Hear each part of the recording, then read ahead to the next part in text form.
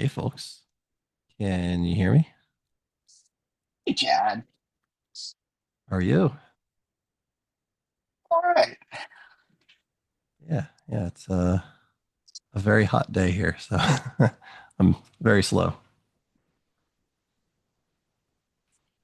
Hey guys. Hey, how's it going? Yeah, pretty good. How are you? Oh, doing good, doing good. Just getting our meeting started. I guess actually, since you're north, until we get to the equinox, you get more daylight than Oh, we need down south. it is disappearing so fast. Like Uh, at its peak, it sets probably like after 9:30. Um, at the other, I guess trough, it's like 4:30, something something like that. So it yeah, swings real big. yeah. Yeah. And then in in 3 weeks, we're exactly the same time. Yeah, it's just a really stretched parabola. Yeah. Yeah. Well, there's no formal intro. If anybody's expecting one, there just isn't. We just kind of fall into it. Um, I usually give it a few minutes for enough people to join, then do a little bit of a preamble, and then we just talk about either a preset topic, which there isn't one today. We have a couple that we can talk about, or uh, yeah, whatever's on anybody's mind. Um, Pulling up the notes for our meetup right now. So if it seems like I'm stalling a little bit, that's part of the reason why. Then I'll add a link to that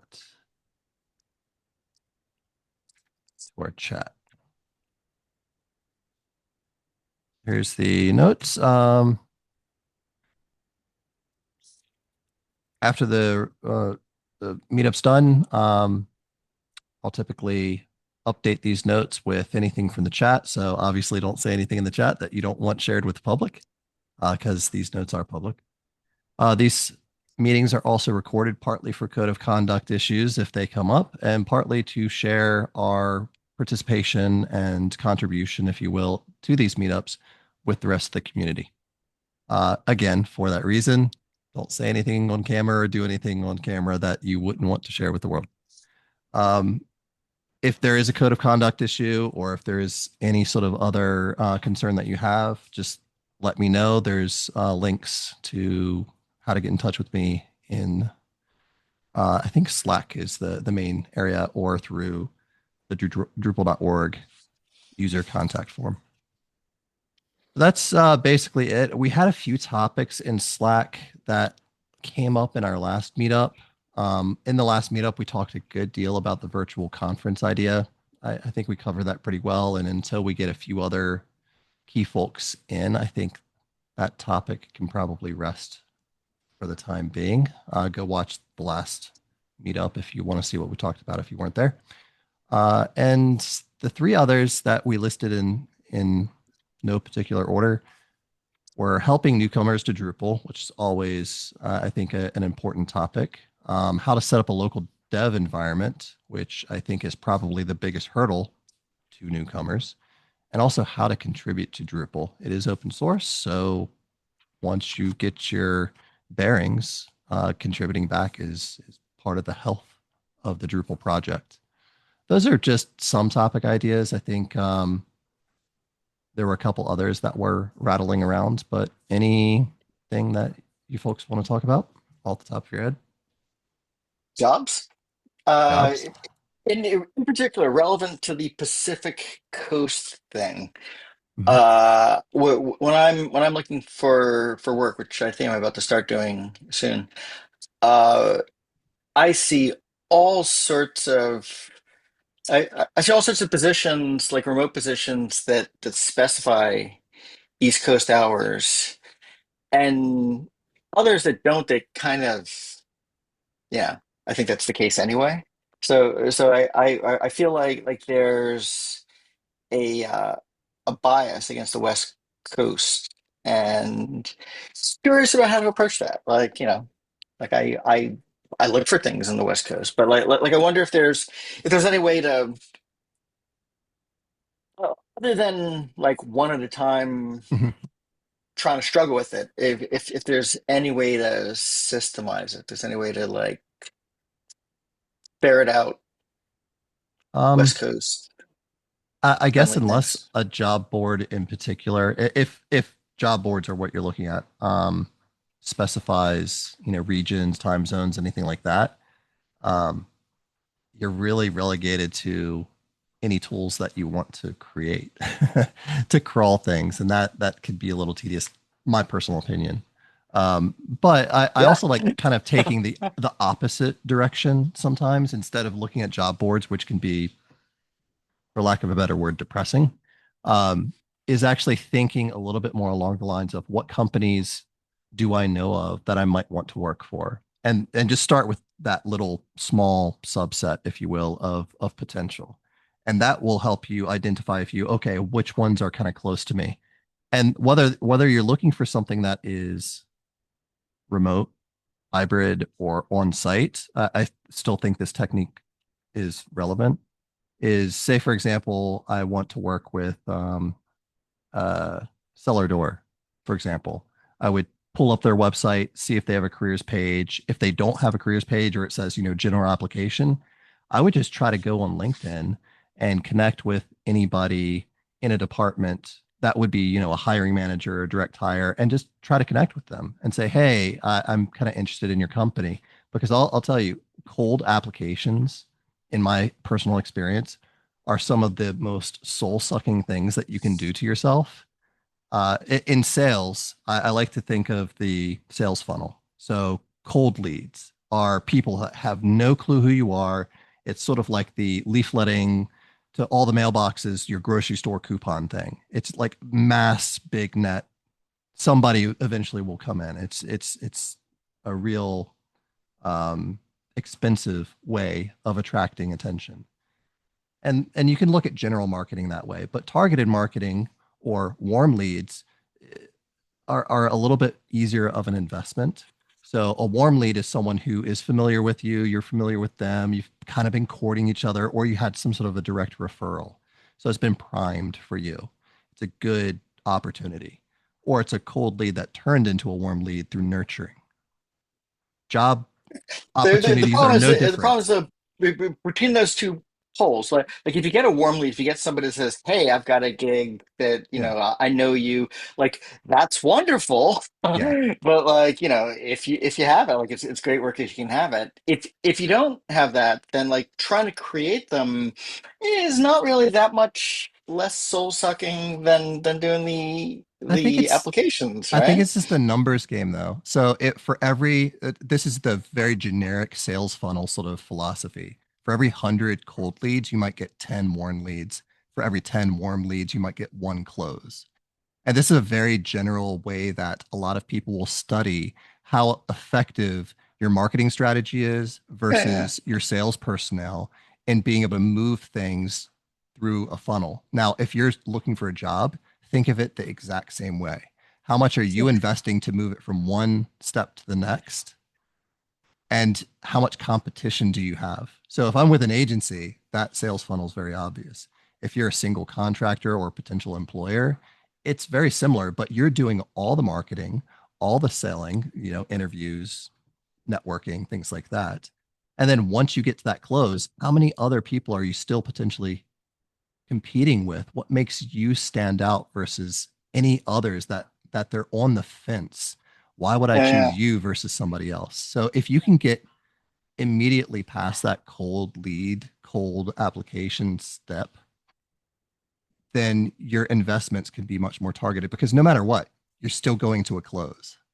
Well, I mean, the challenge is that like taking that sales funnel metaphor, is that there's three different roles that you have in a regular company that you have to do all of, and you have to figure out how to um, apportion your time. I mean, there's product management. You have to define what it is that you're offering as a potential employee. Mhm. There's marketing, advertising, because product management is inbound marketing, but there's outbound marketing. There's, somehow contacting those cold leads to try to get 1/10 of them to turn into warm leads. Mhm. And then once you have your pool of warm leads, then it's sales, Yeah, yeah, which yeah. is a totally like different skill set. It's a total shift And over. Yeah. and you know you have to it and you know And the I analogy would translate to job interviews or portfolio demonstrations, code tests. Like that's basically from a developer standpoint, how you're maybe moving from I the warm mean lead to to a I, close. I mean from the sales perspective, I was talking about just getting to like somebody knows your name to getting the interview. Once you get the interview, then then the metaphor is crashed, and you're an applicant. I mean, that's a whole thing. That's already a thing. But like as an individual, I think those three different phases. Mhm. I you know the middle two the yeah. I kind of suck at all of them, so I don't know Well, which way where to put my I guess this is a very effort long, in. long way of saying if you see a job opportunity on a job board, so do a lot of other people who are competing with you. Yeah. And if there are 100 applicants that go in, they have no prior relationship, they don't know anybody, or they haven't developed a relationship with anybody that works at that company, then nothing makes them stand out, if all things being equal, in a stack of resumes. However, if Except, you if know, you know the hiring manager, or if somebody you know knows the hiring manager, all of a sudden you rise up in that stack of resumes with a referral. That referral is worth its weight in gold. That is what yeah, yeah. kind of spices the whole thing up. And I'll be honest, in my entire career, I've maybe gotten a good job. Like, I'm not talking like service industry sort of thing. I'm talking like working in tech. I have not gotten a good job through cold applications. It's usually just through networking, like doing even a meetup like this. We've just now met each other. And if there's some morsel of information that makes me stick in your mind, and then you go tell a friend about me, that's more likely to get me a job than if I just cold apply through a job board. Yeah, yeah, Now, totally. now, with coming back to your point though, you're like jobs on the West Coast. There is definitely an East Coast bias in North America, if for no other reason than the heavy population on the East Coast and the high concentration on that coast. Then everything tends to kind of spread out from there. But there are a lot of tech companies on the West Coast and dispersed throughout the continent.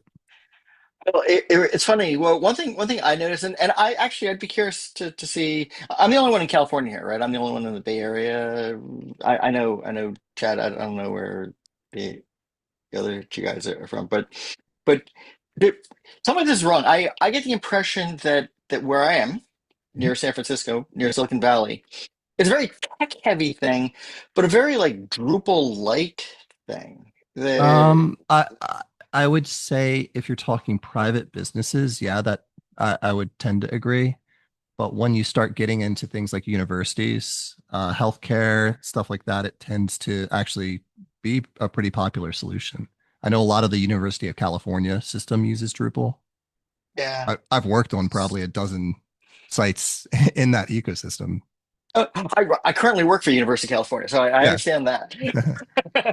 but And but I hear I've you. worked for Stanford in the past, and you know, like yeah, no, definitely schools are a big part of it, but it's kind of like the only part of it, right? I mean, between there's schools and government, there's like nothing else. Yeah, well, there's also a lot of municipality things, so I'll agree with you there. I do a lot of sales for agencies, so I get a good deal of visibility on the things that kind of go through RFP process. So yeah, I'd say a large part of it is education and municipality related in terms of Drupal. But there are also some agencies. In my experience right now, agencies really aren't hiring. There's a lot of hiring freezes across the board, and I think because of follow the money, right? That's kind of the secret. Because of a lot of funding being pulled from large institutions, I think that there's a lot of reluctance to spend right now, unless it's like critical infrastructure stuff. It's open source. I think from a security standpoint and from a academic standpoint, open source tends to be a very popular solution. Yeah, And you can start the project without having to like get the budget first. You can just download it and start putting it together. yeah, I literally just did that for the latter half of today. My current personal website, I've been trying to wait until Experience Builder comes out. And it was supposed to have a beta, stable, non-breaking changes, that sort of thing at the end of July. Never happened. Now it's the beginning of Yeah, September, and I'm like, I can't wait anymore because my and now it's personal called site, Canvas. it just keeps tanking. It just keeps resetting and crashing, and I have to like restore it from a backup like almost daily now, Really? which Whoa. I don't really care because it's a personal site and I have backups for it for a reason. But I would like to pivot to something new to tinker around with Drupal 11 as a sandbox. But I guess to your point, yeah, you can just spin it up. The hardest thing still, the thing that I fuss with so much is setting up environments. Like I can do pretty much anything in Drupal without even having to do a lick of code for just basic content sites. It's not going to look that pretty, but it will absolutely function and it can have a lot of features and a lot of complex content structures by just using off the shelf functionality and modules. Um, but I think the area and this kind of comes to one of those topics that I keep nudging is the idea of setting up environments tends to be the biggest barrier for entry for newcomers to Drupal. Like the number one thing for me. And I love the idea of like using DDEV. But even using that, like if something goes wrong and you encounter an error and you are not very familiar with like Linux command line, Git, Nginx or Apache or name your database server flavor, like if you're not familiar with those sort of things, that is where you're going to be spending most of your time just learning, breaking stuff, yelling at the screen, pouring through documentation that's out of date. It's just there's there's definitely no one-click install unless you're working with a large host that has one already set up, ready to go, and they maintain it. And even Well, then, DrupalForge and Drupito. that's something that I still have to crack. I need to look at that.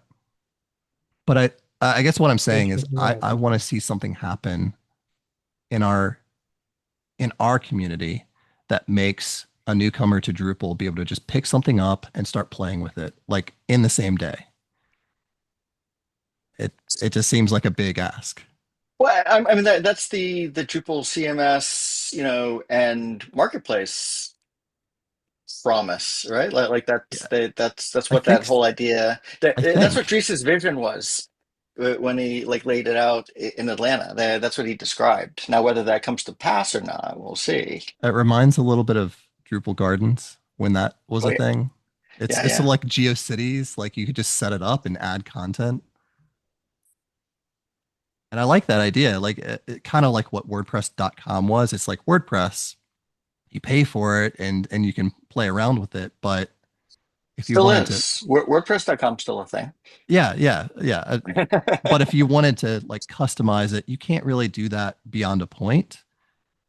But you can kind of download that, put it on your own server, then go from there. I'd love to see Drupal have some version of that. Yeah, we moved away from that with Drupal 8, but We could that get right back was to it. I don't see why not. I It's look. upsetting. I've been involved. I've been involved with Backdrop since Drupal 8 split off there for just that idea that Dr- Drupal 8 made it impossible to run Drupal without command line to access, for one. Like by incorporating Composer in at such a deep level, Mhm. it it forced you to be quite good at command line stuff. And I mean, I already was reasonably up to speed with that, but anybody coming in who didn't already know that is just brick wall. It's almost like we need some sort of a front end. And I'm not saying we make some crappy GUI, but it's almost like we need some sort of a like cPanel style front end for Composer to make it easy for that use case, that Drupal starter Forge. use case. Yeah, there you go. There you go. Yeah, All right, Actually, like I've got homework. should I share a screen here? Do you want to see DrupalForge? Go for it. I work with Is it that. mature enough to handle that use case, or is it Yeah, still yeah, no, it's real it's work in it's pretty progress? good. Yeah, I've literally never demoed it. So this will be, an experience that just might not work, just because I haven't really, Live demos, that sort of thing. yeah, look, But I you got to think be we're brave if you're Let's going to have a do a look live with demo. demo. I think we're a friendly crowd here, right? So let's go. Well, there's a lot more forgiveness in this audience. So here we are, the interface for DrupalForge, and you can see all Yeah. sorts of things you can try to do. Ready to go? Questions from the audience. Which one should I pick? Who wants to call out one that we'll give a Well, shot to? let's try the Drupal CMS one. See where All right. that lands. All right. Let's do that. 19 plus 0 is 19. Do an express launch. It was multiply or plus? Something It plus was a plus. multi. It was a plus sign. And here we go. Application ready to go.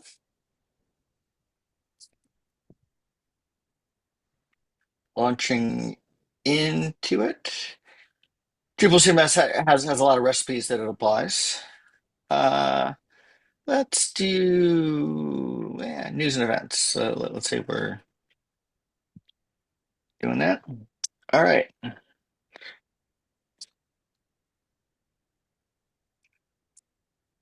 Perfect time. We'll appeal to the kids with the misspelling. All right.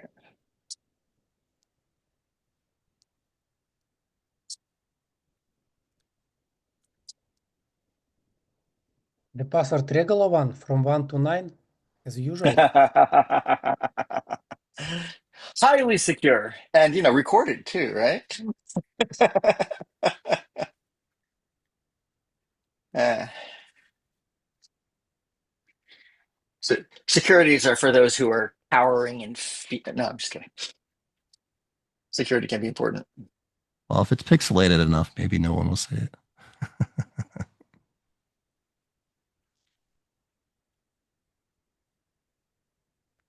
It's pretty quick. 823. Better expose. Oh, better expose filters. Okay, so it's pretty opinionated with the recipes that it has. Well, that's Drupal Drupal CMS's CMS, thing. yeah. Is very explicitly intended to be, you know, opinionated to get out the door.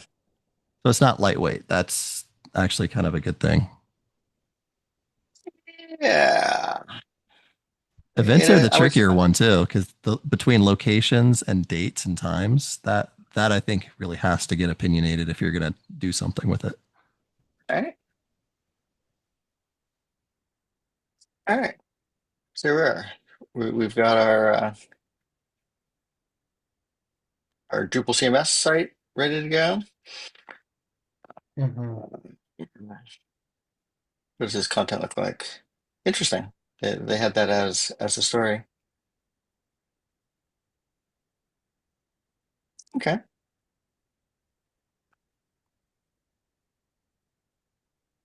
There we go. Well, set up a site. Uh, now I'm dying to go into the recipes marketplace. Yeah, well, I think you did a good job proving the point. So from here, I'm kind of curious: are you able to download this instance and then put it in your own hosting environment? Yeah, Yeah. that would be here. Okay. You can actually turn on the cloud dev environment and wait, I needed the password.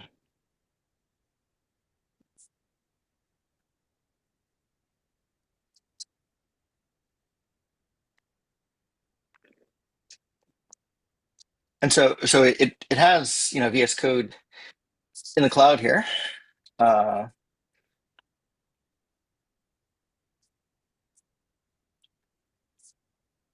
Oh, Oh, and they have DDEF. you have what? DDEF. I see the DDEF folder. DDEV. Uh, Oh, DDEF. oh yeah, yeah, yeah. So, Yeah, let's set up there. so I Yeah. wonder if this is something that we can start to consider using for like DrupalCon Contrib for newcomers instead of expecting them to have a local dev environment set up and maybe using something like this as just a test All right, I would say introduction. absolutely. Yeah. Yeah, I mean, doesn't GitHub have that kind of thing? Here, I'll stop this. Otherwise, we'll all just nerd out and stare at the Yeah, command. yeah. I can pull it back if anybody wants to see it again, but No, that I was didn't want good. to That was good. lock us in there. Yeah. Uh, Yeah, it's yeah, pretty no, cool thing. I don't know. I like. First of all, it was pretty quick, couple minutes, and you have deployed environment, and Yeah. it's for for example, if you're new on a Drupal and you would like to learn something new, it's few minutes and you can start studying, right? And for some kind developers or nerds, yeah, you can run this is VS Code and see what's inside. It's yeah, yeah. Well, it was interesting actually. Chad, you were curious whether you could download the pieces. You were worried about lock in, right? Like not being able to get your Yeah, stuff out. yeah. So if I were to do some sort of a demo for folks like you just did, Yeah. and maybe it's a starter for something, or maybe it's just a quick primer to help somebody that's new to Drupal understand how to do something, and then say for a classroom assignment, they then take it home to do some sort of homework assignment, and then come back into a class environment to preview what it is that they did, or troubleshoot issues that they encountered to learn in a classroom sort of setting, or helping again at a DrupalCon sort of environment with people trying to learn how to contrib, or something in that kind of atmosphere. I feel like the thing that hangs up folks a lot of time is setting up that local dev environment to help. There's so much time lost when somebody's interested in contributing that either they don't even show up to contrib days at all because that's the barrier for entry, or when they do, a lot of your time is lost just getting that set up, and you're not actually doing contrib. Okay. yeah, Well, definitely. I think it's totally. Look, I should actually put the disclaimer in. I work Mhm. with DrupalForge. I was at a DrupalForge meeting at lunch today, so I'm On not the brain. unrelated to this. Although I sweep into Drupalforge movies like I do this, like just Yeah. flying in and more asking questions than having answers and stuff. But this is actually sort of interesting. I'm excited by the excitement that I hear Yeah. people talking about. And and I'm going to throw actually, Chad, what you didn't actually even ask for it. You just kind of asked whether it was there. The ability to export your things, totally super easy. Uh, if that's if that's a selling point, I could have that in the product by like tomorrow.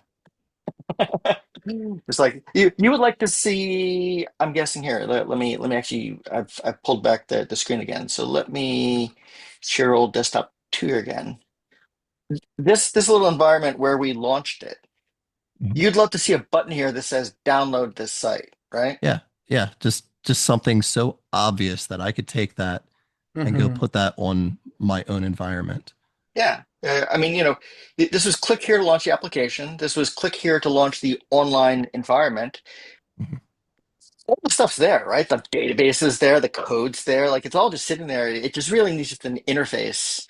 And Yeah. the programmers that do this, like, could seriously like spit this out like by the end of the meeting. Yeah. So, No so database files. Just export one thing and have some sort of README to say, here's how you unfold it into your environment.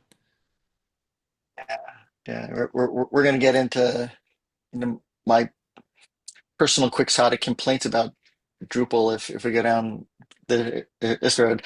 I I am constantly horrified at how hard it is to get data in and out of Drupal. Yeah, it's Uh, very I, particular. I, I may actually, now that AI has turned me into an actual coder, uh, create the thing I've wanted for years, which is like a button that says dump your data, and would just like spit out like the content of your site, Yeah. and then another button that you can pull it back in. Like WordPress has it.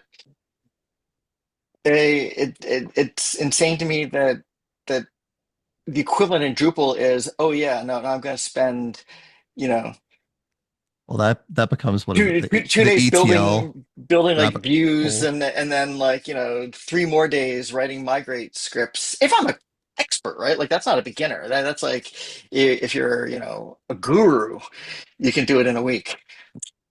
I, I feel like where the idea of exporting content in a clean fashion for import elsewhere really starts to break down for Drupal and arguably for other sites when you're starting to really, what is the definition of structured content?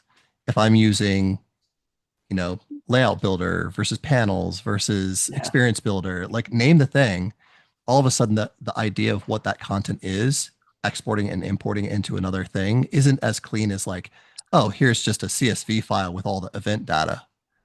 It it's a lot more complicated than that. The actually I think if you just think MVC though, I mean all those things you just mentioned were the V or the view. Mhm. If like the model that's underneath there, you can, and it's true, it's hard to have that view stay around, Yeah. but the model is the part that is what I mean by when content is, the If it's actual. if it's well built, I've seen some pretty awful content types. There's a lot of abuse there. Yep. Well, look, Aside from that, I'd be willing to have a system that like doesn't handle all the edge cases instead of what we have now, which is nothing that handles anything. yeah, yeah. Drupal handles every edge So case. You just have to do all the work. it just doesn't handle the core thing, right? It it doesn't do hello world effectively. Well, it depends on what you want to call that, but Hello World's still going to take you a while to get there. I did the Yes, Hello World with Mike Anello, and it was really just a matter of writing that controller to spit out a page on a route. And it was its own exercise, but I don't think that's necessarily what somebody has in mind when they're like, what's the Hello World for Drupal? I think it's just like the homepage. yeah, I mean, Depends though. Depends on what you're trying to Hello World. Are you trying to Hello World a block? Maybe the page title, maybe the site name. I would say hello world for Drupal is a brochureware site. So something with no interactivity, but just an arbitrarily complex set of topic pages where the content is like the knowledge of that particular thing. It's too Um, complicated, hello world. the what? Pretty complicated, hello world. Yeah, I guess. Hey, I think, yeah, Andrew, you're at Stanford, right? uh, from what? Where? Or aren't you? I thought you were at Stanford. No, Prudential I'm Health. in Yeah. Vancouver. Oh, all right, never mind. Um, PhD, you then ask about the position.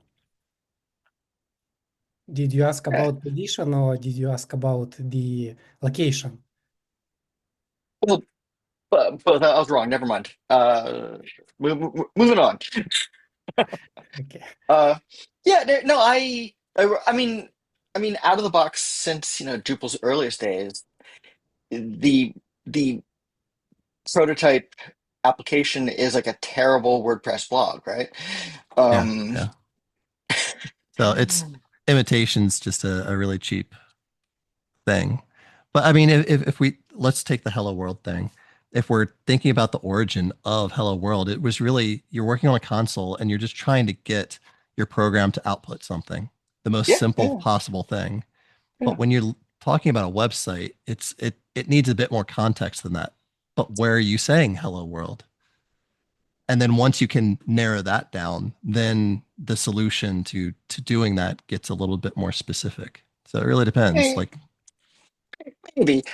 From my perspective, Hello World for a Drupal site would be something that doesn't have any, certainly doesn't have any custom modules, and doesn't have any even contributed modules. Just the internal data modeling tools, you know, content types, and with fieldable content types and taxonomy and users.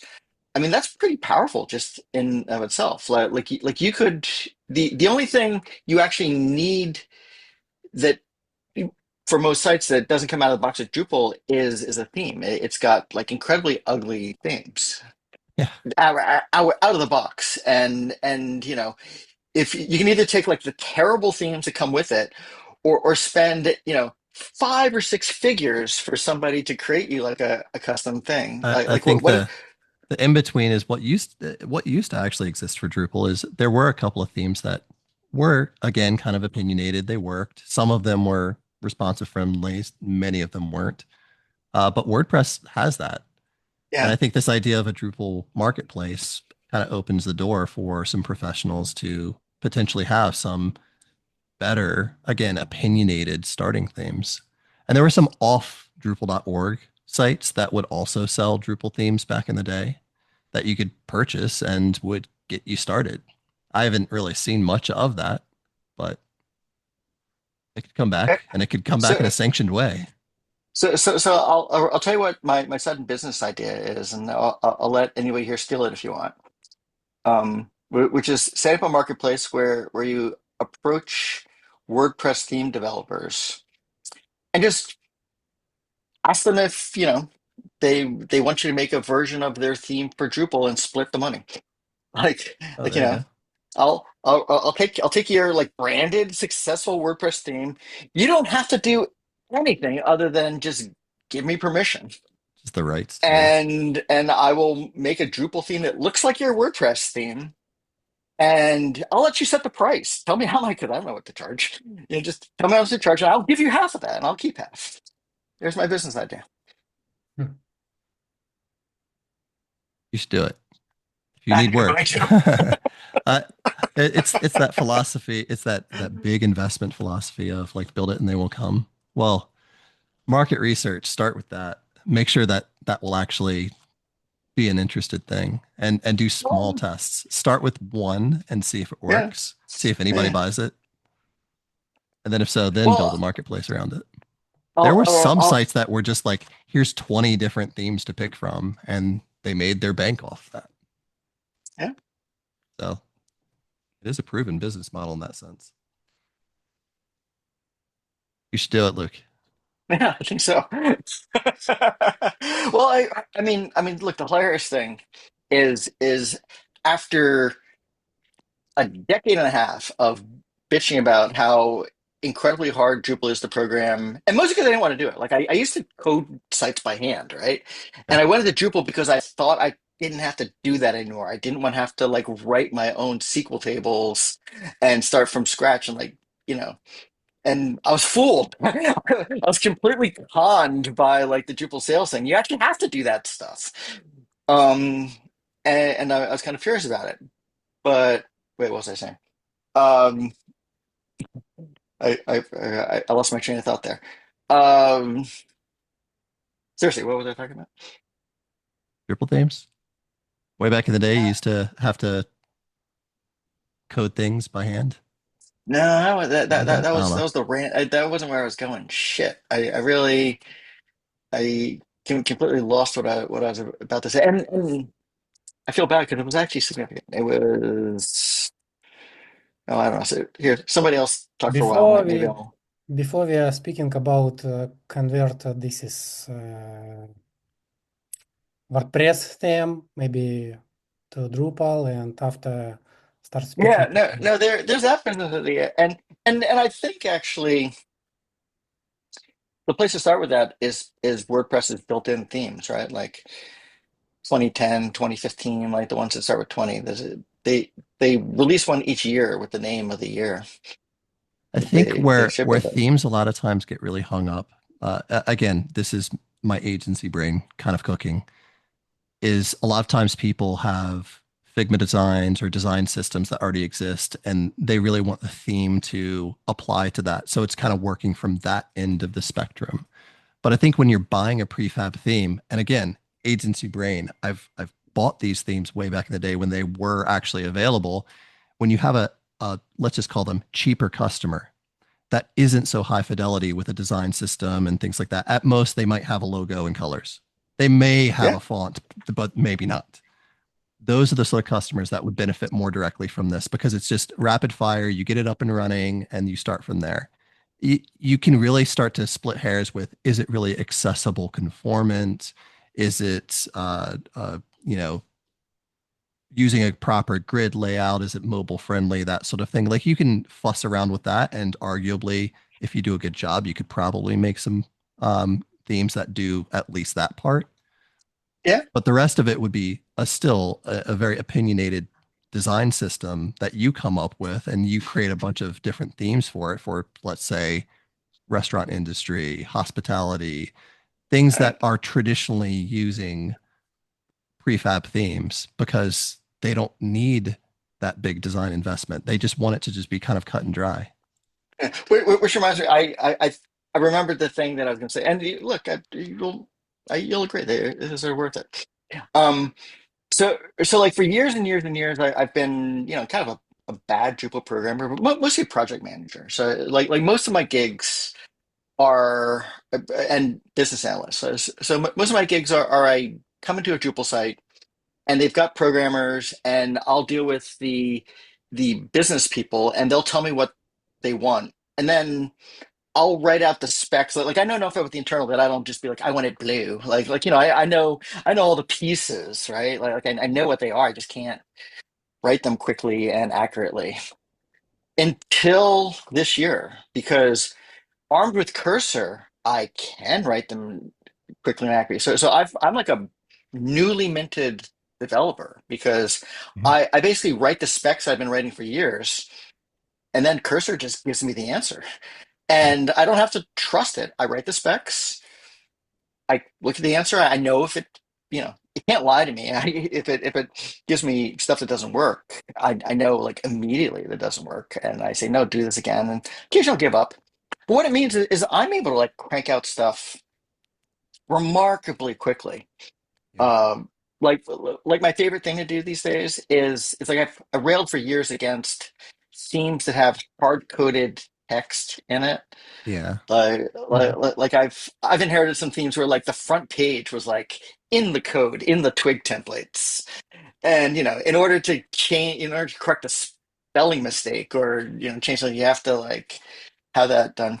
That doesn't work for localization or anything dynamic. Yeah, first of all, So so localization. so what I do these days is when I get that, I tell Cursor, make this into a theme setting.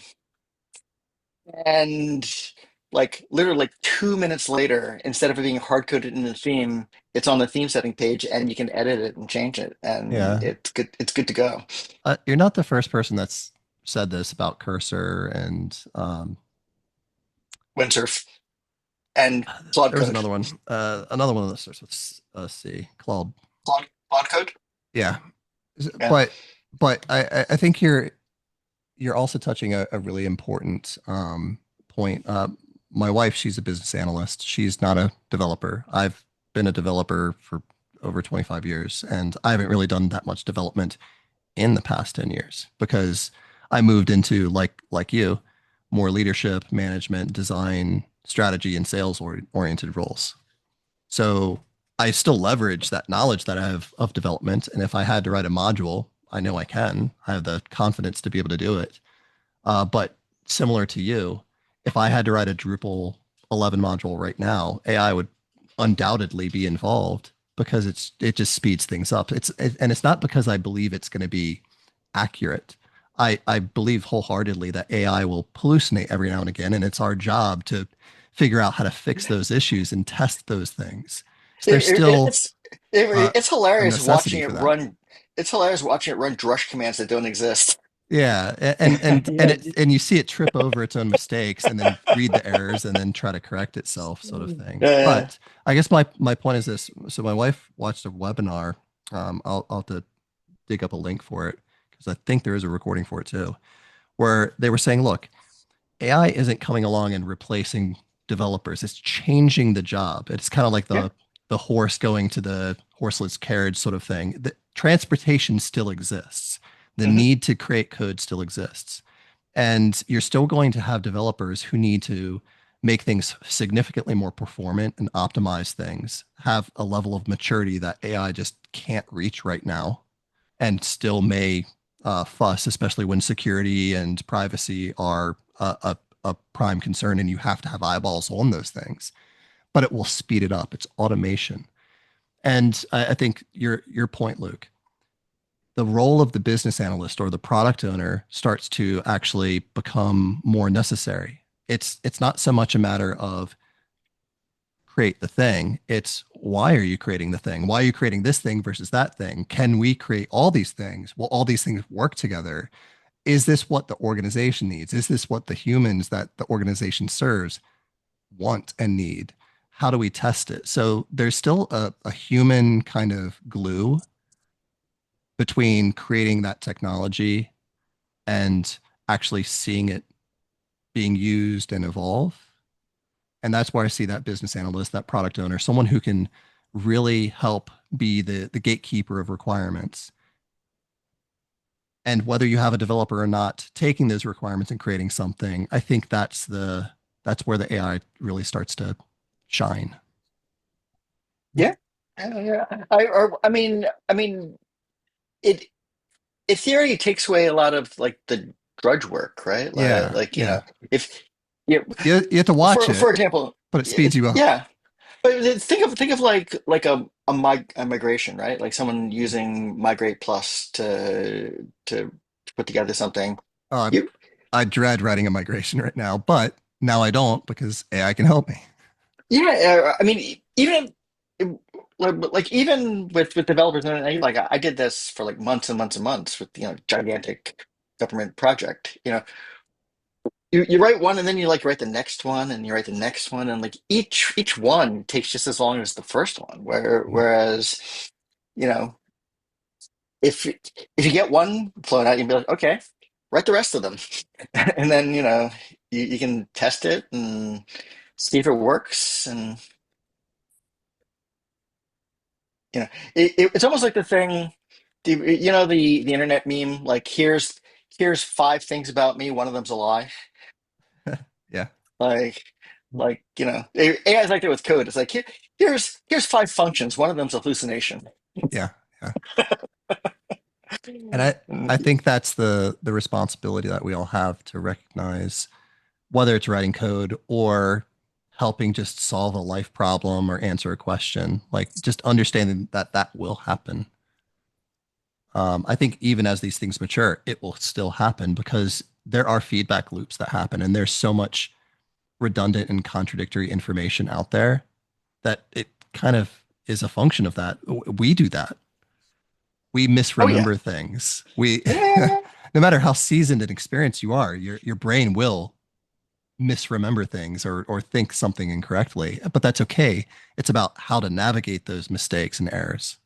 What I've learned working with LLMs, like understanding kind of how they work, that they give answers that sound like the right answer, right? Yeah. And I mean that's basically how they work. Is you ask them a question, and it searches this huge database of knowledge to find out when someone asks a question like that, the answer tends to look like this, and it's so good at producing an answer that tends to look like this. That answer tends to look like that is often 10 pages of working code. Uh, but that's actually how people work too, to a large extent that you didn't really I realize. I It think is, I think what I'm not saying, and maybe this is just observation from my perspective, is if I'm talking to a human being about how to write, say, a function for a custom module, they may come back and tell me, I think it's this way. Oh, I know it's this way. Or, oh, I have no idea, but maybe go check this. And there's this big range, but there's a level of confidence in the way that they're conveying that information that I don't necessarily get from AI prompt responses. It seems to always be confident. Confident. Yeah. Yeah, definitely. And, It's a good and and point, that's a little misleading. You can turn it down to some extent. Like one thing I've learned, I've had to look at job applications for me and be like, am I fit for this job? And it's like, oh yes, you're wonderful, you'll rate this. And then I'll like turn it down. It's like, look, you tend to give me the answer that I want. So like I'm asking you, Yeah. and I still am suspicious of it that it then just like gives me the same thoughtless answer, except, not level down a notch. I don't know if it's actually any more accurate or whether it's just less optimistic. But I think you're right though. I think it's not built in a way to convey things other than just in an affirmation. It just finds the most appropriate feeling thing and goes with that, but it's not having the feeling. yeah, different LLMs are not all like that. Like I was using Gemini, Mhm. Google's thing, Mhm. and it kept blaming me for its own mistakes. It would do something and it's like, I already told you that. It's like, no, you didn't. What are you talking about? So And then if you correct it, then it's like, okay, that is my mistake after all. Yeah.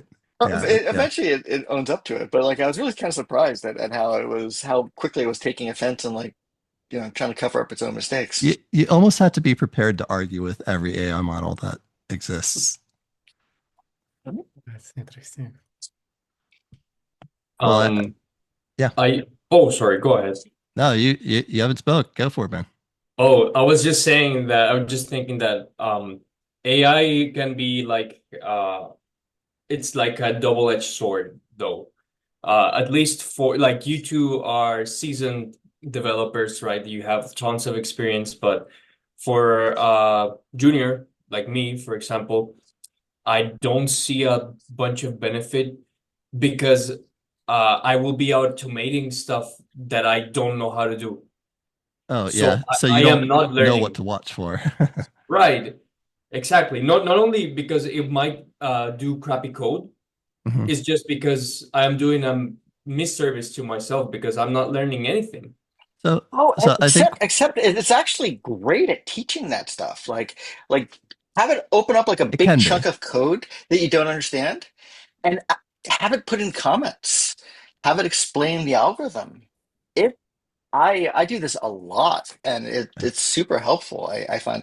I mean when I have it write modules and stuff, I'll have it write a README um, that explains to a level of detail you can never get a human programmer to do. It just takes a lot of time for sure. Yeah. It'll tell you like, okay, all the variables, all the things that it does, the input, the output, But and then I and think then I I read also it, right? hear I think I also hear what Andres is saying. Like for example, I focused a lot of my early education in life not just on technical skills but also writing skills. So my grammar, my spelling, my clear, concise writing, that sort of thing. That's why I write proposals and documentation is I'm good at that.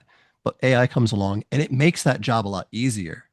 Mm. But if I didn't have those skills to begin with, then it could spit out whatever, and I don't know if it's actually good because I just don't have that background. So I hear what Andres is saying in that regard is without that content, or to use the math analogy, like if you're always using a calculator, how do you know how the arithmetic works or the complex calculus is? You just seeing the graph on the graphing calculator being developed and you're done. But if you know because you've been taught like here's how the area of a curve evolved over time and it was calculated and why that calculus became these equations and then here's how those equations work. Now you can use the calculator to do it. So the tool is helping you work quickly, but you fundamentally understand how it works. Yeah. So Well, so I can see it, that. I find it really good at like pushing your own boundaries. If you have Yeah. no idea how to do something, it's not very good at like helping you get it out of nowhere. But if you kind of get it, you can like move forward. Like I use it for recipes all the time. Mhm. I I was barbecuing something and I turned to ChatGPT and say, how do I know when the hamburger's done? And it gave me like really good solid advice. There's actually there's a really good book called Flavor. If you like information architecture, it's a dream from that perspective. You look up any ingredient, say avocado, Yeah. and it will list all the different sort of flavors that pair really well with that. Ooh. So if you're trying to come up with a recipe, you can check. Again, it's the hallucinations. If you don't know that certain flavors do or don't work together, then you might like mix coriander and I don't know, milk and have this terrible concoction come out the other end. It's kind of like, I don't know if anyway. I think rooting back down, understanding what it is that you're trying to create and understanding just the nudges in the right direction or the heavy labor, like you were saying, Luke, it takes the grunt work out of it. Like that's really where it helps. Or to another extent, where things are unfamiliar. Like I want to go get my boating license. I don't know Mm. where to start. I can do what everybody does and Google search and find a form, fill it out, pay a fee, go do a course and go that way. But my curiosity or my anxiety may kick in and just say, I just really want to know before I invest myself what to expect. And what I'll do a lot of times, and if whether it's a boating license or maybe I want a motorcycle license or whatever it may be, I may say, what are the costs? How long will this take? What are the steps? Break it down for me so that way I feel like I can manage this. And I feel that's where AI has helped me quite a bit too, is breaking down very complex things. So whether it's something that you want to do in your life or something that you want to create, that's really where it can start to excel, is because it's just kind of externalizing a heavy, complex thing and just being almost a sounding board. Or it's the, what is it called? Rubber ducky debugging sort of method, just something to talk to. And if you don't know Yeah, what rubber ducky debugging is, look it up. It's totally a thing. I'm just worried that it's like a baby tiger, right? Ever see the show Tiger King? Yeah. Oh yeah, yeah. I mean, there's a thing that where that's how like the questionable people in this market make a lot of money is when they have a baby tiger. They have petting parties, and you know, people will spend $100 to cuddle a baby tiger for a few minutes. I mean, they're adorable. But then it goes into a real tiger and it eats you. Like it Yeah. doesn't matter how nice you were to it as it's growing up, like it's gonna get you. And I, I feel like the AIs are baby tigers right now. Like it's Yeah. if I I would love to, if I could just have the world like stop advancing them, just have them just stay at this level and never grow up. I'd be super happy. But that's not gonna happen. They're gonna keep advancing Yeah. and then they're gonna eat us. Well, I think as much emphasis as is being put on it in daily life, in every interface that we have, like as soon as was possible, every phone, every computer had some sort of AI search built in. And now every application that you have, whether it's like Microsoft Office or Google Workspace, everything is having some sort of AI thing Oh integrated. yeah, yeah, It's yeah, almost yeah, that like forced thing. If it yeah, can, we will. It's not a matter of should, it's just that we could. yeah, yeah. So far, it's great. But I don't know. I think Skynet is just, like a year away. So have fun while it lasts. But it's also not a generalist as people would think that it is. It's very particular in terms of what it can do well and also not so well. I mean, so Like, far. yeah, yeah. And it's power For hungry as example, hell. like the big LLMs, ChatGPT and what have you. They're they're trained on models. They're trained on all the stuff they have, but that's it. Like they don't actually learn from like your interactions. Like if you work with it and discover something that gets lost, that doesn't actually. They they do have So memories. It yeah, but they're limited, but each one has a different version of a memory. yeah, yeah, yeah, yeah. But it doesn't change the model. Like those are like the RAM that's associated with it. But at some point. Eh, there's too much there. They're gonna start building the interactions into models, and and then we're just screwed. They're just gonna harvest our organs and be done with us. but it's fun until we get there. Well, and until they invent time travel, I think we're still okay. We'll see. Anyway, I actually got to run, but great catching up with everybody. Yeah, Thanks, good seeing Chad. you, Yeah. Luke. Yeah, talk soon. Before you All right. leave, look, yeah, I would like to say about DrupalForge. Yeah, it's really a cool project, and I think it should be more famous than it is. We I could, you like know it. what? Let me. I don't know whether or not status, but I don't know if anybody else has me connect on LinkedIn. But go ahead and like if you want to keep chatting it, send me a message on LinkedIn, and you know any Uh, feature one DrupalForge, let me know and I'll get it in there. okay, yeah, because before I remember we couple times we mentioned about DrupalForge, but yeah, I never had a look. But right now it's pretty impressive. Was pretty impressive, and Well, you yeah. know what feature I want, Luke? That's going in. No, that's really solid. I mean, I looked at the interface just to see if it was there yet, because that seems. I bet it is, but it's not surfaced, and it should be actually part of the pitch Yeah. that you can take your stuff away. Yeah, I can And create a little sandbox and then take it off to my own little sandbox. well, and part of the business model, right? Like if if you want to turn your thing into a permanently hosted thing, well, click here, and our affiliated institution will get it fired up. And if you have the file, then the time doesn't matter anymore. Then you can just hand it off to your host. Luke, Yeah. good seeing you, buddy. All right. Yeah. Cheers. Bye Take bye. care. See you. Bye bye. Andrew, you had a topic you brought up last time. I'm curious if you wanted to chat about it. I think it was how Drupal agencies work or succeed, something Yeah. like For that. me, yeah, I tried to up this topic couple times, Yeah, but yeah. yeah, no luck. Yeah, if you have time, yeah, it would be my pleasure to hear your experience, and if you can share Yeah. your knowledge, it's Uh, I've so I've been nice. working with Drupal agencies since I want to say 2014. So I've got 11 years of experience with them. I've worked with one, two, three, four, I think five now. Oh, Um, and everyone's a little bit different. Um, so I can speak to my experience, and I certainly want to hear from other folks too if you have something to share. But there are different aspects for an agency.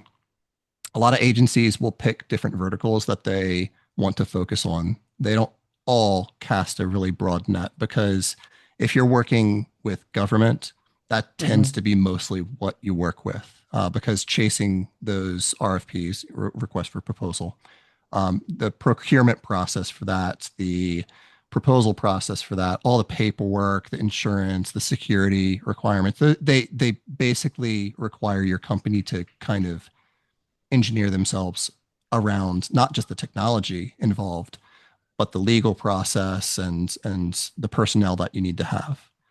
Now, if you're higher education focused, which a lot of agencies are, they really are, because that tends to be a really popular client, especially in the Drupal world. Or nonprofits are another pretty popular one. Because of things like Drupal Commerce, of course, e-commerce tends to be a very popular target. So that leaves a large commercial space. I've seen a handful of Drupal sites that kind of pop up out of nowhere, and you wouldn't expect them to be. Like, for example, there's an organization called Vital Media. They have mountain biking, BMX, and motocross. Those are their key things. But their main thing is media related to those sporting events. And they have probably one of the biggest, let's just call it blog. I don't know if you'd call it blog or like more professional journalism, but they have one of the biggest media networks related to that. It was a very interesting use case for Drupal, and migrating that, by the way, to Drupal 10 was a chore because of how voluminous and complex their content structures were. But in terms of agencies, you're typically going to see different structures, but at least a developer, sometimes a designer, but not always. Sometimes that will be outsourced.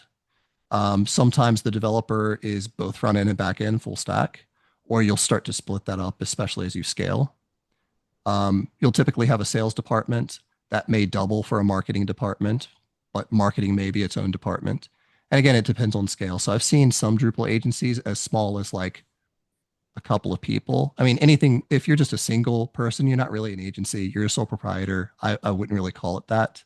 It would be more of like a person pretending to be an agency. Um, but once you have, let's say, two, three, four, or more people, the economy of scale starts to really kick in, and that's it's there are pros and cons to scaling. Growing too quickly means you have to think very hard about how you balance resources for work coming in and work going out. Mhm. So sales pipelines are really important, and most agencies will think of not just in terms of projects like I build a website and I'm done, or I migrate a website or redesign a website and then I'm done, but they'll also think of support and maintenance.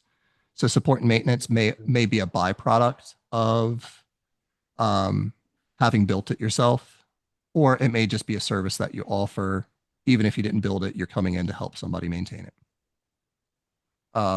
And teams of developers may be project team or support and maintenance, or it may just be a complete blur between them. Personally, I like blurring them because for smaller teams, especially, your scale and resourcing is a little bit easier. But once you get really big, like, dozens or more people on staff, especially when you have that many developers, you start to specialize the processes of not just building, but maintaining.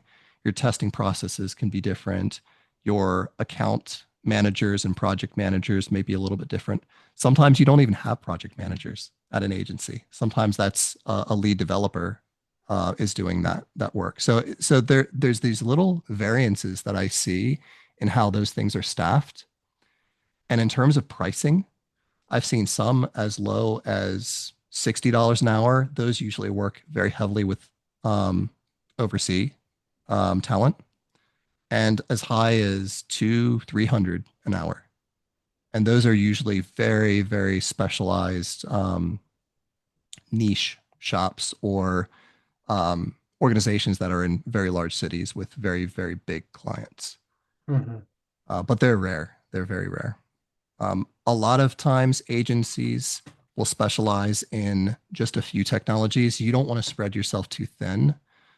But it's rare that an agency will specialize in just one. So a lot of times you'll see people who will sell heavily on Drupal, like ImageX is in Vancouver. Just let's Yeah, use them as yeah. an example. They started mostly in Canada. They spread into pull talent from the United States. They eventually grew to pull talent from Ukraine and Brazil. And they don't really necessarily have borders in mind. It's just they have remote teams. So there's a full team in Ukraine, there's a full team in Brazil, and there's a few people in other countries. But their core team was Canadian and American But in terms of their tech. when you Mhm. mentioned about few technologies, you mean technologies in a Drupal stack or just technology? I mean, for example, Drupal and I don't know, Laravel or maybe Next.js, Node.js. Yeah, you'll have some variants. Like sometimes you'll have a Drupal specific agency that will have like maybe one Next.js or one Vue.js developer, especially if they do headless websites. But I always point this out to people. An agency may look big, but how many contractors versus employees do they have? From any business standpoint, the number of employees that you have is an expense that is guaranteed month over month. And that is very hard to change. But you don't want to be changing how many employees you have on a frequent basis, especially when there are employee protection laws in the country that you operate. Uh, because it's just very expensive to get rid of somebody. It's very expensive to hire somebody. But you can definitely work with contractors. So most agencies will work with at least a portion of contractors to help with the resourcing fluctuation or very specialized talent. So maybe you have a Drupal specific agency who wants to do something headless with React. Well, they can just hire a React contractor and that's that. Maybe they just have somebody on bench that they can just tap into and say, hey, do you have some availability? I have a project coming up that uses React. And that's probably the most common, and you get the most benefit from that because your talent set gets very broad. That's the benefit. But the downside from an agency standpoint is if you don't have those people employed, there's certain RFPs that you can't apply for because some, especially in government, they will want them to be on staff and guaranteed to be capable of servicing a project. So that's where it gets a little bit tricky. So it depends on what vertical you operate in, and that kind of dictates your business model and your staffing model. Okay, yeah, I heard about this one, yeah. So one that, of the requirement that you, for example, on a meeting should appear at least 3 developers, something like this. well, it depends. So I've done a lot of project management. I've done a lot of solutions architecture and business analyst work. And one tool that I like to use a whole lot of times is what's called a RACI chart. And that stands for responsible, accountable, consulted, informed. And the reason we do that is if I'm going to have a meeting, I want the right people at that meeting. If I have the wrong people at that meeting, it can be very disruptive, and scheduling it can be a nightmare. So it's really important to be considerate of like, is this a meeting about the integration or migration? Well, yeah, you want to probably have a developer there to talk. But if you're just talking about, well, we're reviewing the content, we're not talking about how it's done. We're talking about just let's look at our content and figure out what to do. Well, again, a developer might not need to be there. It might just be an information architect or a content strategist or a digital strategist that's on that meeting to kind of develop a plan. And then you talk with a developer separately to come up with a plan. So who's on a meeting tends to really be a byproduct, in my opinion, of what is the subject matter, what's the agenda, what's the desired outcome from that meeting, and then you say who participates. But you brought up this topic, and I can probably tell you almost anything I know about an agency. What in particular, though, were you most curious about? I think, yeah, for me it was interesting what's the underground of this business and, for example, how the agency can handle the order, how they can find the client, I mean, the process like this one. Because, for example, as a developer, I can understand this is a process, how you can, if you have task, how you can handle this task, how you can solve the issue. I can imagine and I have this experience. But for example, how you can find the client? What's how does it work? What's the process for this one? The Because yeah, in this case, I don't have any experience. Yeah. The typical process is one where it partly depends on the vertical again. So if we're talking lots of stuff sourced by RFP, there are RFP boards that are out there. Some of them are private, some of them you can't get on unless you're invited, sort of thing, or unless you qualify. So that's largely government. Others are kind of paid services. And some of those paid services are specific to a vertical. Like there's one that's very specific to higher education, for example. So if you go on there, you're really only getting RFPs for higher education. But if you're an agency that doesn't work in higher education, that would not be of interest of you. It would be a waste of money. But if that is your main vertical, well, you better be subscribed because otherwise you aren't going to hear about it if that's where those things are posted. It's also good if let's use the higher education one as an example because that's a really big Drupal thing, but there's similar things. If you're in higher education, your sales team is going to want to have relationships with a lot of executives, department heads at key universities. Now, of course, you can look at things like community colleges and other sort of schools of that nature, but at least any of the big players, you're going to want to have at least VP of sales or there's so many C-level titles these days for sales related things like chief growth officer, that sort of thing, that are really supposed to focus on developing relationships within certain verticals. And some companies will have dedicated staff for different verticals. Like you might have one that's just higher education. You may have another one that's commercial, another one that's nonprofit. So it really depends. And a lot of that just boils down to what's worked and what hasn't. But sourcing work like that really comes from two main sources. Others are like referrals, like word of mouth. Like you did a good job on one thing, somebody knows somebody in an industry or a friend, they recommend you, that sort of thing. That's like if you're doing a good job as a business, that like every business should have some business coming from word of mouth and referrals. But outside of that, there's two main sources that I've seen. One is RFPs, that procurement process, and the other is through marketing and leads. That's where you are networking, you're attending events, like every possible event that you can go to, you have some sort of representation at those things. Like, and I'm not just talking like DrupalCon for Drupal agencies. Vancouver has Web Summit. Acquia has an event, for example. Like you just know where those things are. Because I worked in nonprofits, there were different like CRMs that would come up. Like you go to events related to Salesforce, you go to events related to systems that you would integrate with. Mm-hmm. So that way, but it's very easy to spread yourself thin.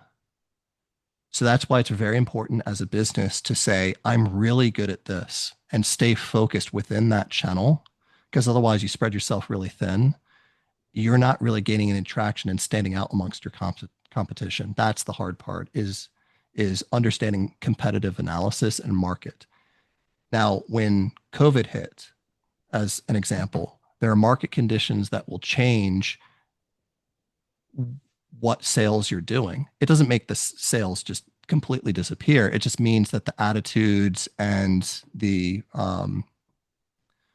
marketing and sales process slightly changes. And your sales team and marketing team have to be prepared for how that works. If you're a mature company, a lot of times your existing relationships allow you to be a bit more malleable, especially because they will help you weather the storm a little bit. But that's also why you don't want to work with a company that bases a lot off of venture capital investments, for example, to grow. Like that's basically just getting into debt to help yourself grow. So beware of agencies that take lots of money to help themselves grow instead of relying on profit-driven growth. And profit-driven growth is slow, but it's a mature way of growing and being really restrained when it comes to hiring practices, hiring what you need, contracting as you need to, which can sometimes be more expensive, but then you don't have so many mouths to feed if you need to tighten the belt. You just basically say, hey, contractor, I don't have any work for you right now. And that can be hard if you're a contractor. But every sales team worth their salt is going to have quarterly targets and yearly targets that they are aiming for, and they'll slightly adjust as they go along to figure out, are we healthy? Are we capable of meeting our bottom line? Do we need to start cutting staff so that way we don't start going under? Some of these companies have boards. Some of them have investors that they're beholden to. And so there's what we call a fiduciary responsibility. So it's not as simple as like you can take the business and do whatever you want with it. Like everything is a very strategic, deliberate act. Mm-hmm. Oh, it's quite interesting. I just try to write down this is your your experience. Okay, it's for me it's quite hard to write down your thoughts in. I try to translate it to Russian and write down in Russian. Well, thankfully you have a recording, you can listen to it. And nothing that I'm saying is proprietary or specific to any company. None of this is, I'm not giving away any trade secrets or anything like that. And if I felt like I was getting close to that, I'd say, well, different companies do it differently. I just start getting really vague. But do you have any questions about any part of the operations? or any of the sales process, the tools, any other tricks of the trade? I think, as I understood right, in this some kind of business, you need to be like not a sprinter, you should be a marathon runner. It's like a long runner, it's not a short distance. You should be prepared, Very much take so. a distance, take this runner and slowly go forward, and yeah, that is. Yeah, I was. I'm pretty sure this is not private information, so I'm pretty comfortable saying this, and I'm going to say this in a slightly vague manner. When after COVID, of course, people were trying to recover financially from the dip in sales and everybody kind of scrambling. Some technology was a boom, like we're using it right now. Zoom made a killing because of that sort of thing. And there were certain things that did make a killing because of, remote work and things like that. So there were some technology wins in that regard. But even after kind of like COVID washes over and people start settling down a little bit, we had the Ukrainian war breakout as well. And ImageX was very responsible in how they prepared for that financially and from an operations standpoint for their Ukrainian team because they're what is it a remote or a distributed company rather. Not all companies are that responsible when it comes to planning. In my observation, some are real Wild West, as they say, real cavalier, real. I'm trying to use a good word to describe this. That might translate well for you, but reckless maybe might be a good word. But I worked with them during that time. I was very appreciative of what I observed there. It was a very mature thing for them to do. And I believe that there are quite a number of good agencies, whether they're Drupal or not, that are constructed that way. So whether it's you or anybody else that is working with or working for an agency now or in the future, being aware of how your agency does business, how they treat their employees in all aspects, how they behave financially is a really good way of understanding how stable they are and what sort of impact that they can have on the world. So job security is one of those things that I always tell people. It's a little bit of a myth. Everybody thinks that they have job security, but in an instant, there could be something that makes that just go away. But there are things that organizations can deliberately do to try to insulate themselves from what could otherwise be a catastrophic thing. Yeah. Yeah, that's different. Really important things, yeah, but sometimes you cannot predict this is catastrophic thing.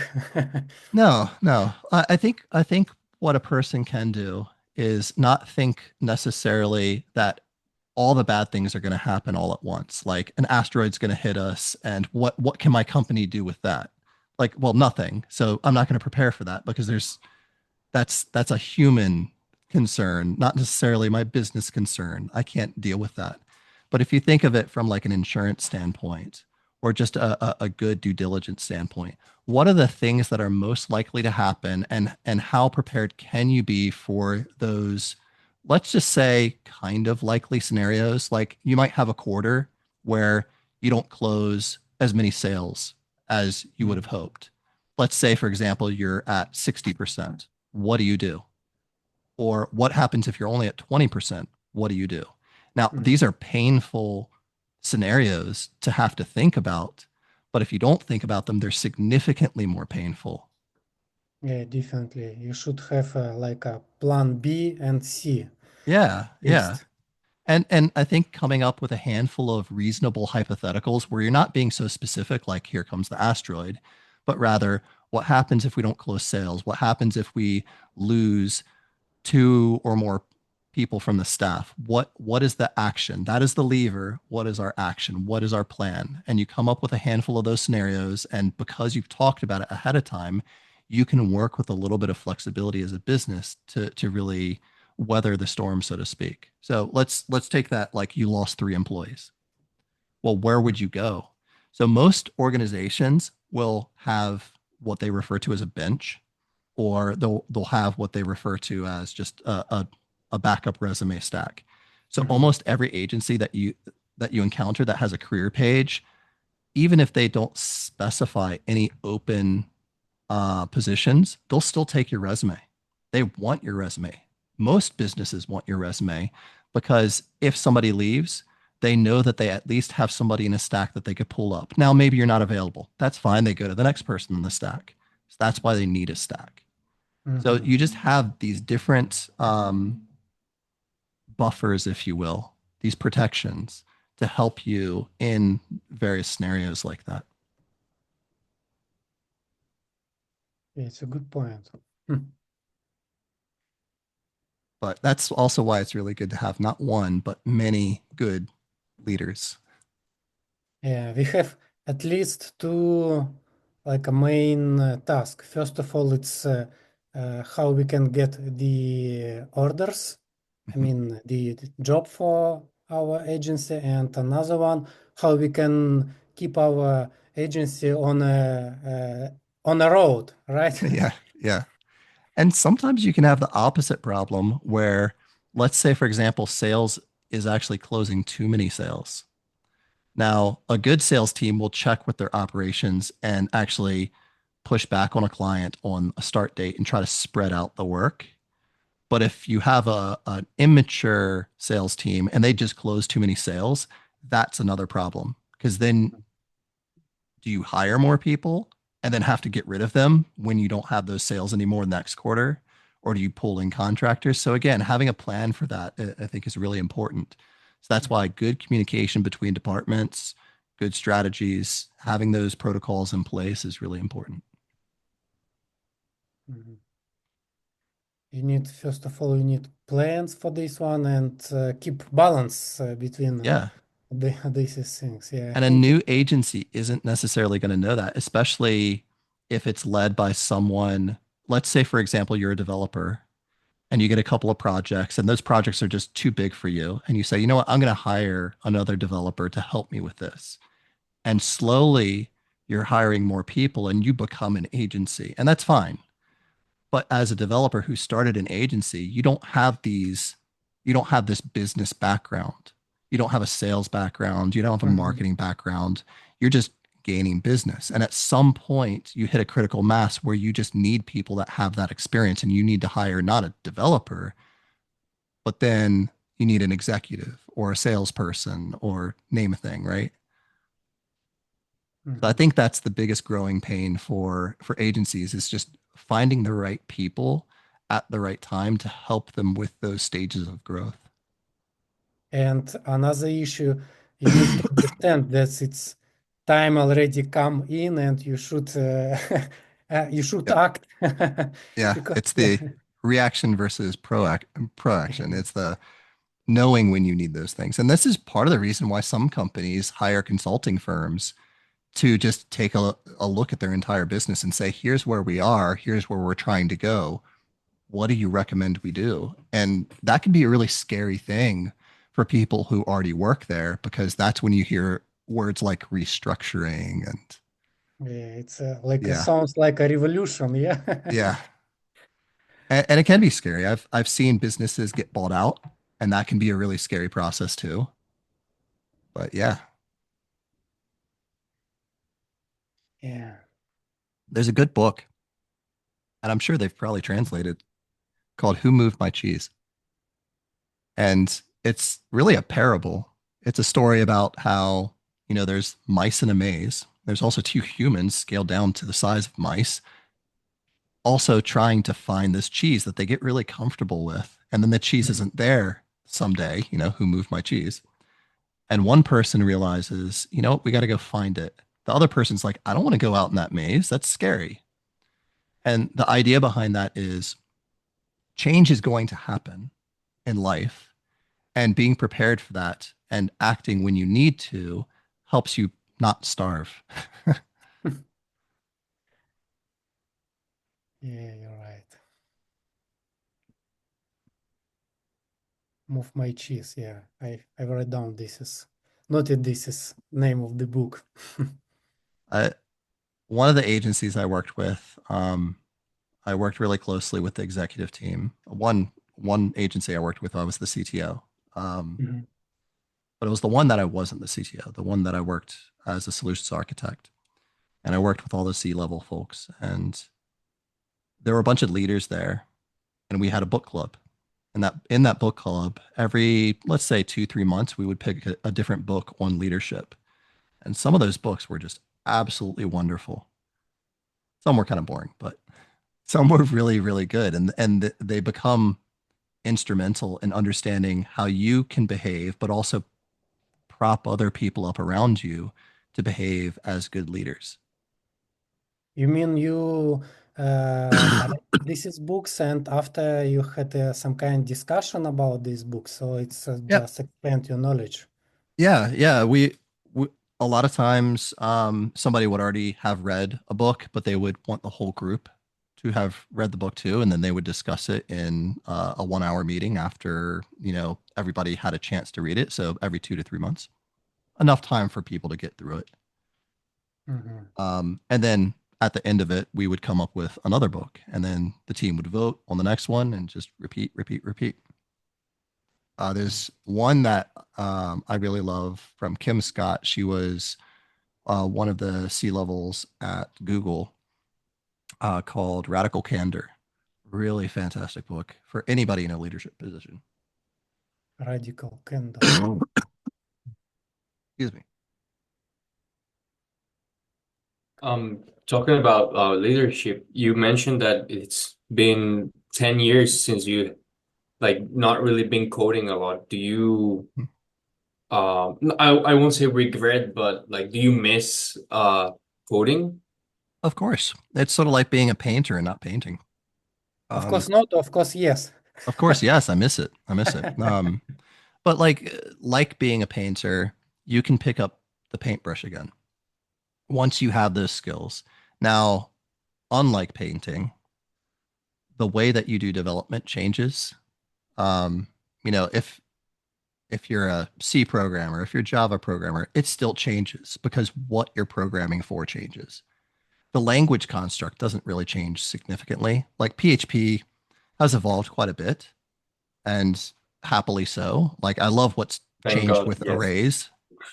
Between arrays and objects, like that, there's been some significant growth since when I first started with PHP. But that said, yeah, I miss it to the point where, every now and again I'll pick up a pet project just to kind of try it out, get a feel for it, and just know that I can do it. But I think in your career, you make choices as to where your interest lies. And for me, I wanted a very broad skill set. I'm what you call an M-shaped person. So it's not just I have a lot of depth in one area, but I have a lot of depth in multiple areas. So I know a lot about design. I know a lot about leadership. I know a lot about strategy. I know a lot about sales and business because I spent a significant amount of time in each one of those. And when I get a little bit bored or I just have the need shift, I just grow with the need.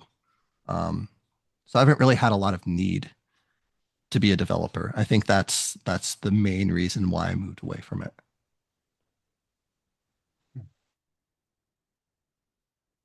I think what I love today is really helping people out with strategy. Like if I meet anybody, let's say some rando at a bar or restaurant says, "What do you do?" My most basic answer is I help people with websites. Or I might say, well, I help people with complicated technology to help an organization understand their own needs and their audience understand their needs and how technology bridges the two. Mhm. That's what I'm really good at. So I'll help people out with things like information architecture, content strategy, or just accessibility and usability of websites. Like that's where a lot of things tend to need the most improvement. Anybody can put together something to start dumping content or data, but it's another thing to make it really functional for what it is. So it's that iterative process. So I'm a big fan of Lean Startup. So that I think is probably a book that every developer should have under the belt is Lean Startup or Lean UX. It's the idea Lean of startup. What is this? it's the Few idea. words. So Lean Startup is the idea of building something small, testing it, and then iterating off of that. And it actually comes from the lean manufacturing process from Toyota, like the car manufacturer. Uh-huh. So in an assembly line, when something would go wrong at Toyota, instead of waiting for it to get all the way through the manufacturing process, as soon as something would go wrong, they'd sound an alarm and they'd stop the whole production. And it seemed foolish at first, but it allowed Toyota to really hone in their precision and their quality very early, and reduce the one thing that we should all be trying to reduce, which is waste. If you're wasting your time, if you're wasting money from a client, that can kill a relationship, that can kill a budget. So that's our currency is time and money. But the basic principle, if you have to take nothing away from it, of lean, is you want to build the smallest thing possible and test it with a few test users and see how it works. Because you can't talk to a user and say, what do you want? And expect them to answer it. You have to Yeah. just come up with an idea of what do you need to be capable of doing. I'll build the thing in hopes of allowing you to do that thing. But what do you need to be able to do? So maybe it's I need to pay my water bill online. Okay, I could do that a million different ways in technology, but there are a few ways that seem to make the most sense. But let's build something small to see if you can at least do that.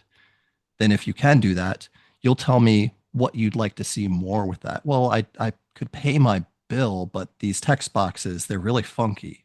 So I'll change something, test it again. So it's just these little things. And the idea is you can do a lot of these prototypes within either a day or a week, really depending on the complexity of what it is that you're really talking about. This isn't something that should take months to produce something testable.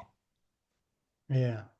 It's really good example. Yeah, and I had a lot of experience in my life is like this one when your, let's call it clients or other people or who you're working with, they cannot explain to you this what they would like to implement, and you need Yeah. to start. You listen these people, and you start implementing like a proof of concept, and after it's next iteration improve, next iteration improve, and Yeah. finally, yeah, what we have. Because And yeah, another people some kind struggling to transfer their image from their mind to your mind, and even mhm, though they cannot have this image, while they have these conversations, they still cannot doesn't have this image in their brain, and you need to yeah. redraw this image, re-implement, reinvent this image. Oh, for sure. And I try to avoid you can call them clients, you can call them stakeholders, decision makers. I try to avoid having them design or even say how something is built. Like you can say, oh, we need AI and everything. It's like, okay, take that hammer, stop looking for nails. I need to understand what it is that you want to accomplish, not build, but accomplish. So it's the why are we doing it? I need to hold this thing responsible. So that's why the example I gave earlier, I need to pay my water bill. I didn't say how to pay my water bill or what the interface would look like, how it would function, what payment providers it would use. I didn't come up with any of those details. So everything, and Andres is saying it, user stories, but that's what user stories fundamentally really are, is some sort of purpose. What is the human aspect? What does the organization want to do? There's a Venn diagram that's always in my head.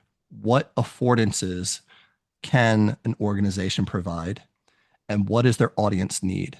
And if you don't understand where those two things overlap, you're missing critical opportunities. So maybe you need to do a little bit of research in your market and your audience to understand what does that audience actually need. And that's just classic discovery research. On the flip side, your organization may make a conscious decision. You know what? I don't want to allow people to pay the water bill online. I just don't want to.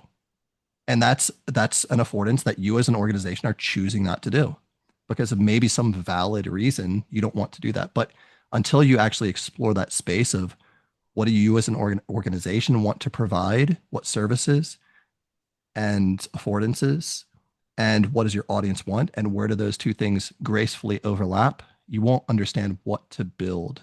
It doesn't help you prioritize things, and there's where a lot more waste comes from. Yeah, definitely. I could talk about this stuff for hours. Yeah, but So- it's really interesting when you have this experience and you can share it. It's Yeah. Definitely.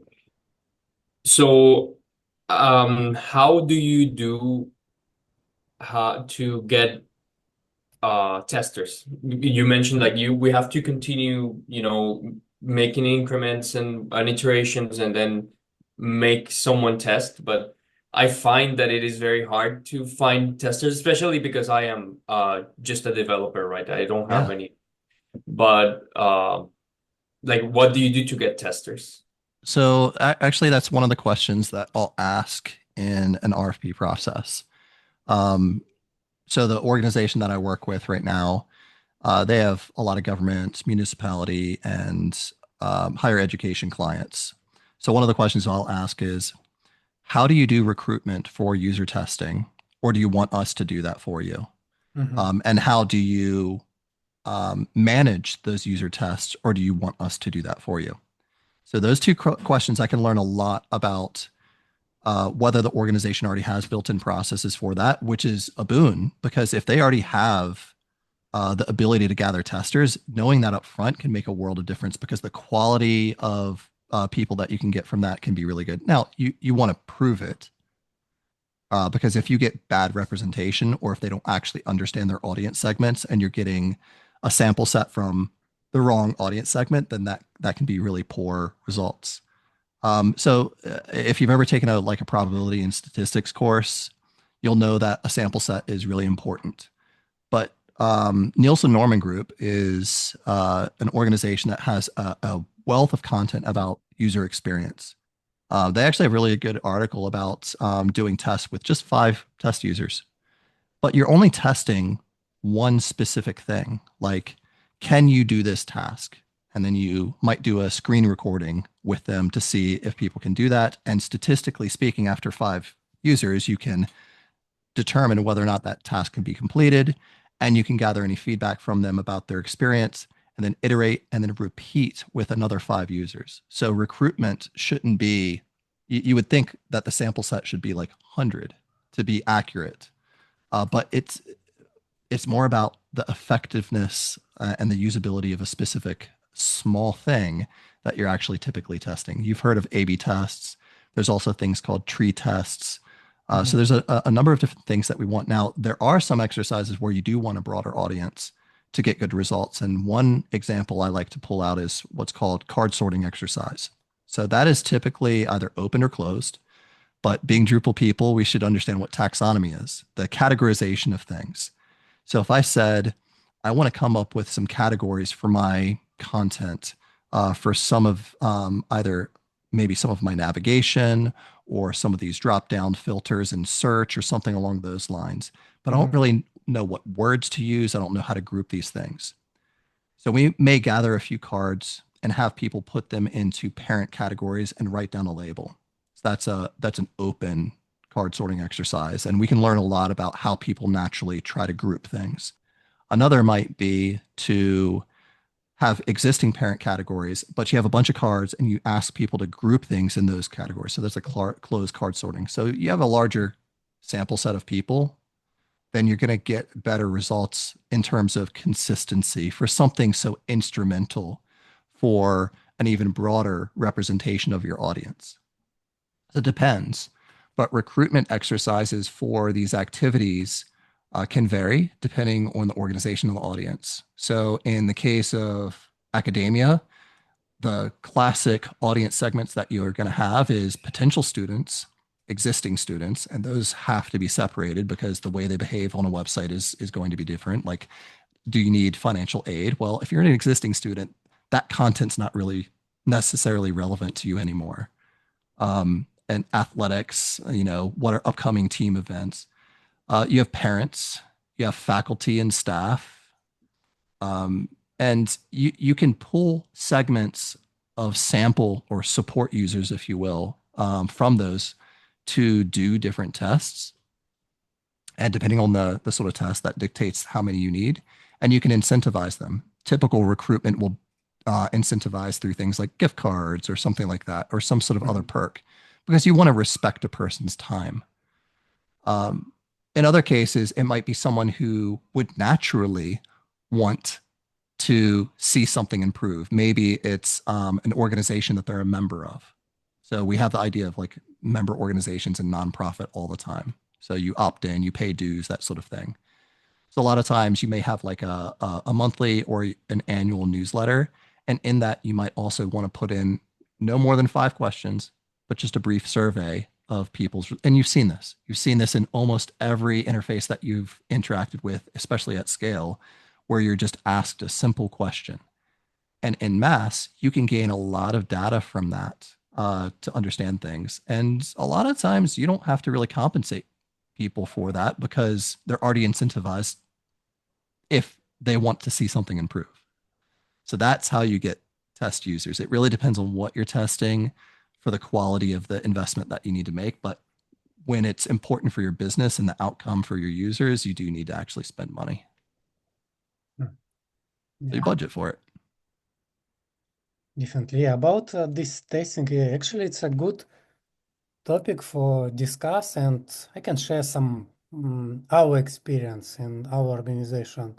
And first of all, we are worried about this is regression test. It's our first implementation. For example, it's if you update or implement something, your main task just didn't break what you implemented before.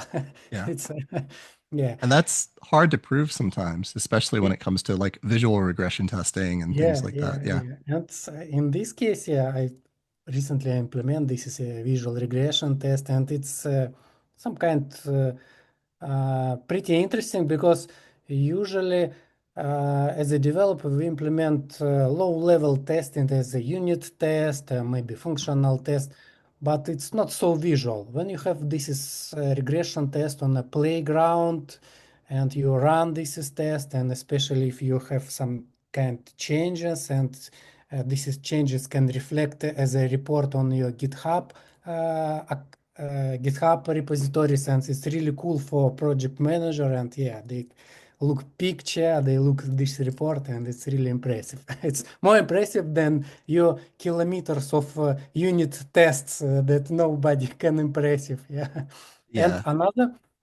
another way what we are using at the moment is data. I think it's a DDT, data driven test. It's if I Mm.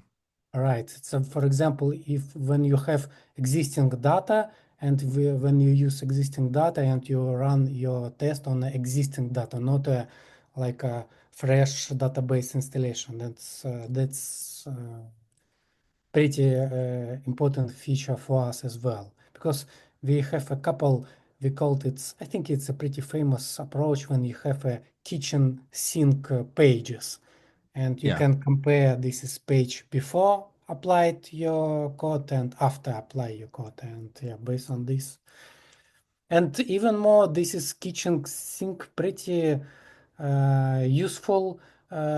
Even if you have if you should run manual testing, you can just open this is kitchen sink, compare it manually, and that's enough that you have at least minimal coverage for your testing. And I think once an organization has matured to that level where they've built a lot of those tests, each project that they implement, it's just easier to bring that on board. But testing is such the critical early catch before things like, the user acceptance testing or, actually doing a deployment to catch things before you actually have to roll things back in a panic. Yeah, definitely. Well, Hello, Andres. How is going your Drupal? what's that? Drupal, Andres. Yes, that's right Yeah. pronunciation. Oh, yeah, you're close enough. Okay, yeah, I think, yeah. How's your Drupal success? How's your Drupal work? Oh, I'm still going at it.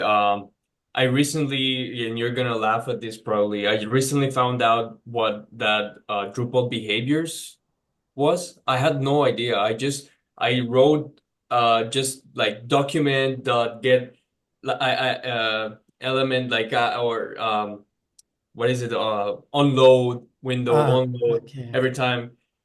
And I was like, what? Like, how do people do when Ajax stuff come in? Like, do I have to accommodate for each of this stuff?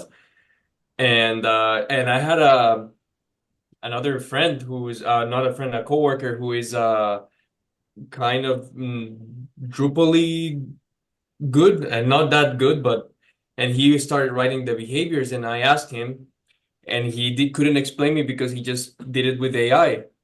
So I investigated and I didn't know about this API, the JavaScript API. So I found that out, and I'm very happy. Okay, yeah. Oh, yeah, it's a good point for learn. Yeah, if you would like, you can just ping me on a Slack and I can help you. Sometimes sometimes you just need like a direction, and that's enough. Because yeah, for me sometimes even when I try to find something new, and I'm struggling with a terminology, because sometimes you need to have this is terms and terminology, Drupal terminology in your mind, just to ask a right question and go to the right direction. Yeah, and that's what I would like to say. If you need any direction, just ping me in a Slack, and we can have like a 10 minutes call, and that's enough. Yeah, would be Well, enough. thank you so much. I will probably do that, and you Okay. will regret it. No worries, no worries. Yeah, I don't think he'd offer if he's going to regret it. Well, we're getting close to the end. Instead of collecting some ideas, I would ask that each of you think about what you might want to talk about in our next October edition of this meetup. I think it is just before the Vienna DrupalCon, if I'm not mistaken, or it might be happening around the same time, something like that. And it's also before the Pacific Northwest Drupal Summit, which is on the 18th and 19th of October. So if you haven't considered going to that, take a look at that summit. But yeah, put some topic ideas for the October meetup in the Slack channel for us. And thank you all for participating in today's meetup.